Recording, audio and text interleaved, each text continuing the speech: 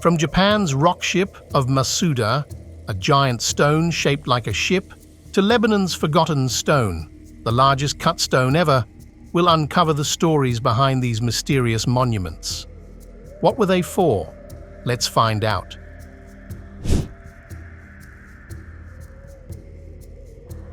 Stonehenge is a famous site in Wiltshire, England, known for its giant stones arranged in a circle. This ancient monument has baffled people for centuries. The structure is made up of tall, vertical stones topped by horizontal ones, forming a ring. Inside this outer ring, there's another circle of smaller stones, and then a horseshoe arrangement of even larger stones. These formations line up with the sun at the start of summer and the end of winter. Archaeologists believe Stonehenge was built in several steps, starting around 3100 BC. The big stones that form the main circle were put up between 2600 BC and 2400 BC. The area around Stonehenge includes a ditch and a bank, thought to be the oldest parts, made around 3100 BC. The smaller stones inside were positioned a few hundred years later. Stonehenge has been a protected site since 1882 and was added to the UNESCO World Heritage List. It may have been used as a burial site from the beginning, as human bones found there date back to around 3000 BC. The name Stonehenge means hanging stones, which fits the way the stones are set up. How did the people back then move and lift stones weighing up to 25 tons without modern machinery? This question makes Stonehenge even more intriguing. It might have been a place for rituals, remembering the dead, or tracking the sun's movements.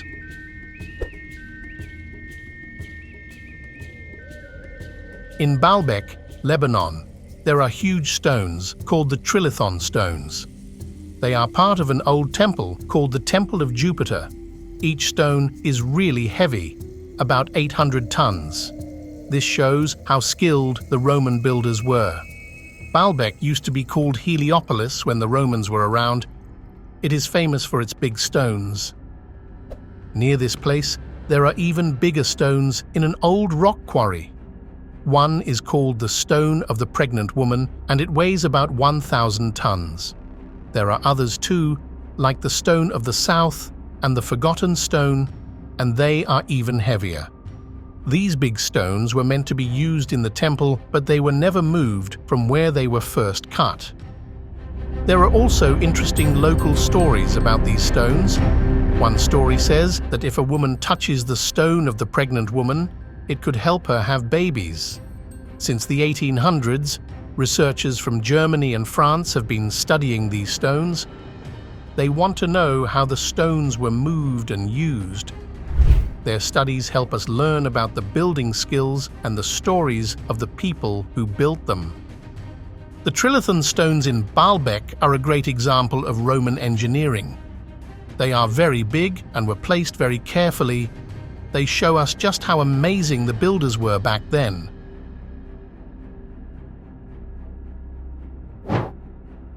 High above Cusco, Peru, sits the Cusco Fortress, a wonder of Inca building skills. It was made in the 15th century with huge stones cut so well that they fit tightly without any gaps. The fortress is way up at over 12,000 feet, giving a great view of the valley below. The big stones used to build Cusco are very heavy. The Incas used simple tools to shape these stones so precisely that they didn't need any glue-like material to keep them together. This building method is called dry stone walling, and it's one reason the fortress has lasted through many earthquakes. In 1983, UNESCO named the fortress and the city of Cusco as World Heritage Sites because they are important both historically and culturally. Today, many tourists visit Cusco to see its amazing architecture and learn about its history. The location of the site and its look, which reminds people of a lion, played a part in its design. The Incas thought Cusco looked like the head of a lion that protects the city of Cusco. Despite being old and exposed to weather, The fortress stands strong with its huge and wide stones. How the Incas managed to cut, move, and put together these big stones without modern tools is still a mystery. It shows how clever and skilled they were.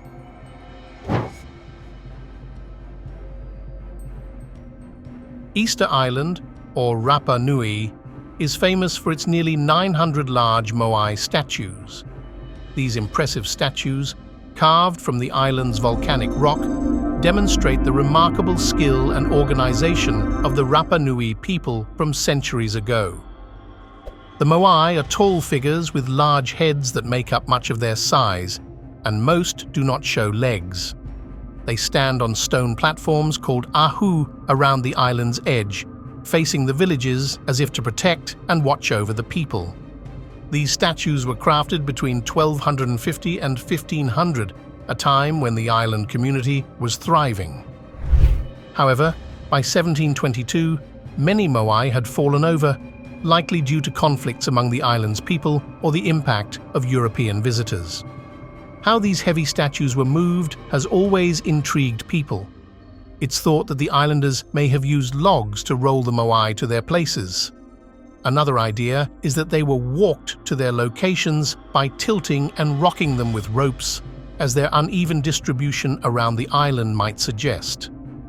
Despite their bold presence, many details about why the moai were built remain unknown. They are generally believed to represent the faces of revered ancestors, meant to protect their living descendants.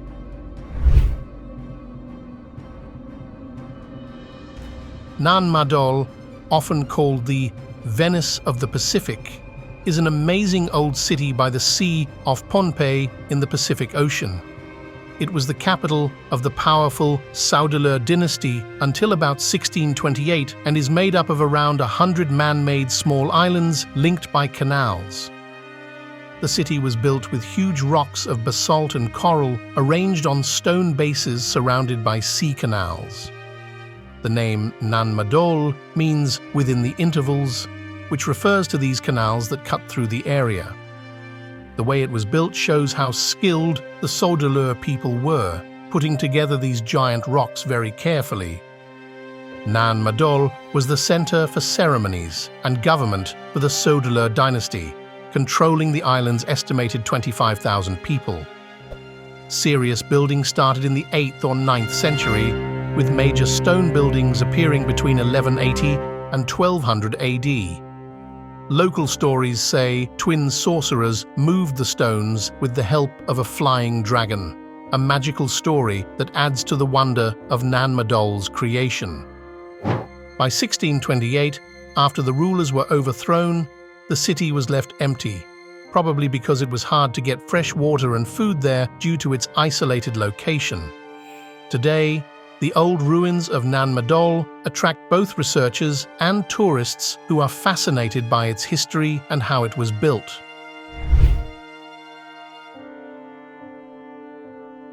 High up in the Andes, near Lake Titicaca, the Gate of the Sun is an ancient and impressive stone gateway.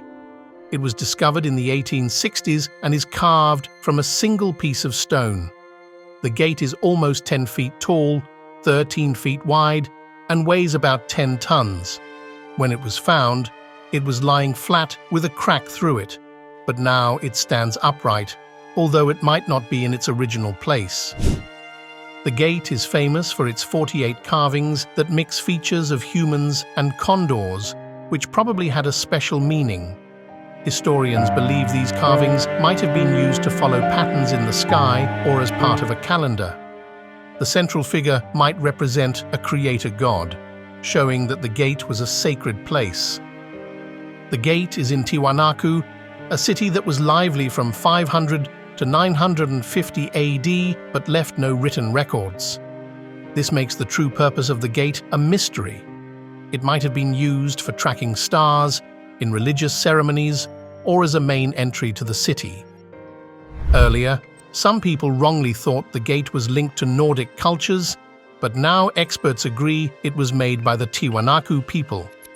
The careful carvings and the way the gate is set up show that its builders really understood architecture and the stars. The Gate of the Sun is still a powerful symbol of the ancient civilization's abilities and their connection to the sky.